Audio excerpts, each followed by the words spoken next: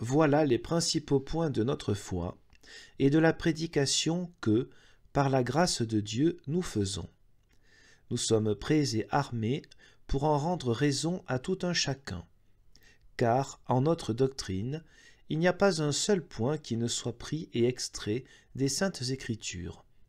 Nous ne soutenons et n'affirmons aucune sentence qui n'ait pour auteur les principaux docteurs de l'Église, prophètes, apôtres, évangélistes, évêques et interprètes, et les docteurs les plus anciens, ceux qui ont le plus purement puisé et bu de la fontaine.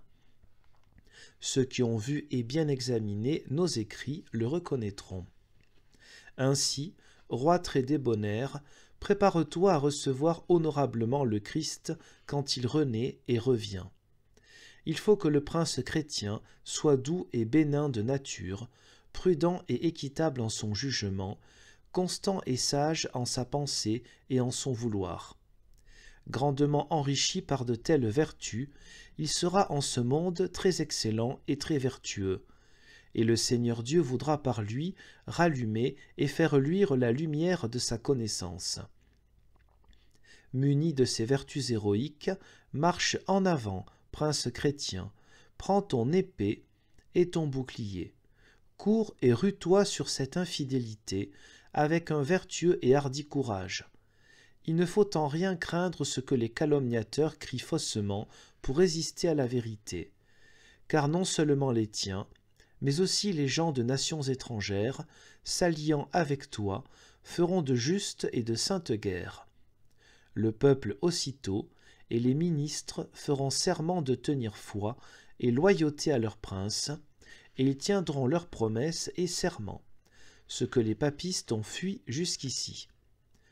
Tant s'en faut que les prédicateurs enseignent et exhortent de ne pas payer les tailles et les tributs, qu'eux-mêmes les paieront.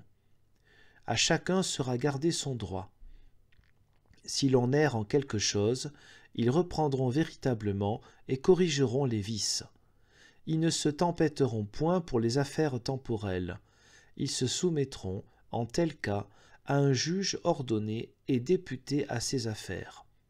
Toutefois, ils le reprendront et le corrigeront quand il fera faute ou tombera en erreur. Crois bien, prince magnanime, crois qu'il n'adviendra rien de ce que les papistes crient et menacent, car le Seigneur régit et garde son Église. Je désirerais grandement que tu puisses voir présentement l'état de ceux qui ont reçu l'Évangile en Germanie, l'innocence de leur ville, leur bonheur et leur constance.